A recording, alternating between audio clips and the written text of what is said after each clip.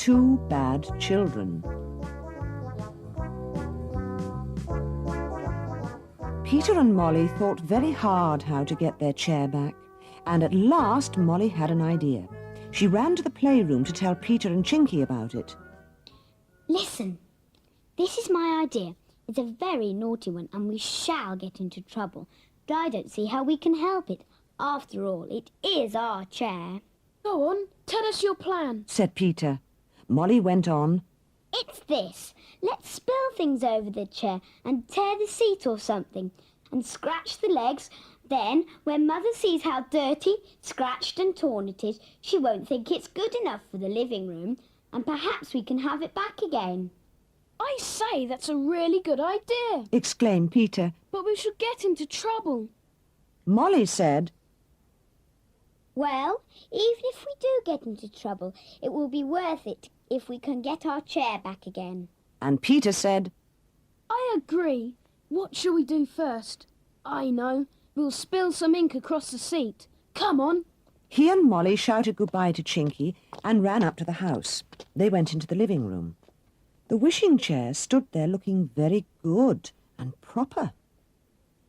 Peter got the ink bottle, and the two children emptied ink across the seat of the chair. Then they went to tell Mother. She was cross, very, very cross indeed. Not only did she scold them, but also stopped them from going out to tea that day. Molly and Peter said nothing. They were sorry about not going out to tea, but kept thinking they might get their wishing chair back, so they weren't too unhappy. The next day, Peter sat in the wishing chair and kicked his boots against the legs as hard as he could so that they were scratched and dented. Mother was angry, so angry that she sent Peter off to bed for the rest of the day. Poor Peter. He went very red, but he marched upstairs without a word. It was horrible to have to be so careless with a chair, especially one he loved so much, but still, somehow or other, he had to get it back to the playroom. I suppose it grew wings when Mother was sitting in it and it flew away with her. Whatever would she do? She'd be so frightened. Molly was sorry that he'd been sent to bed. She crept to his room, gave him a piece of chocolate to eat, and whispered, I'm going to slit the seat now. I expect I'll be sent to bed too. But surely after that Mother will say it isn't good enough to be in the living room and we'll have it back again. So Molly went downstairs, got out her scissors and began to cut out some doll's clothes. And then she ran her scissors into the seat of the chair and made a big cut there.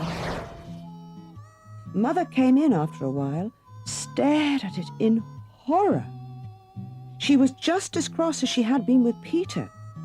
She said she was ashamed of both of them and sent Molly packing off to bed too. Then she said that the chair was so badly damaged that it would have to go back to the playroom. Molly cried when she got into bed. It was dreadful to have Mother so cross, but she felt better now she knew that the wishing chair was really going back to the playroom.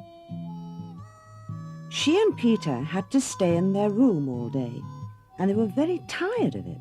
But when the next day came, they carried the chair back to their playroom, opened the door, and called Chinky. We've got the chair, Chinky, Peter told him. Molly added, Jolly good, but we did get into trouble, Chinky. We both went to our rooms for the day and Mother was ever so cross. We shall have to be extra nice to her now to make up, because we didn't really mean to annoy her. Good for you, said Chinky, pleased. Then he looked at the chair and grinned, saying, My word, you did do some damage to it, didn't you? What a mess it's in, Molly. You'd better get a needle and cotton and mend the seat, and Peter and I better polish up the legs a bit and try to hide the scratches. So that morning, the children and Chinky worked hard at the chair, and by dinner time it really looked very much better. Molly put back onto it the cushion they always had there and said, Dear old wishing chair, it's so nice to have you again. Mr. Twisty nearly got you, and Mother nearly had you too. But now we've got you back again at last. Peter looked at the chair and said, And I'm longing for another adventure. I wish it would grow wings again. Chinky just smiled quietly and said, I expect it wants another adventure as much as we do. It will grow its wings again soon. It will.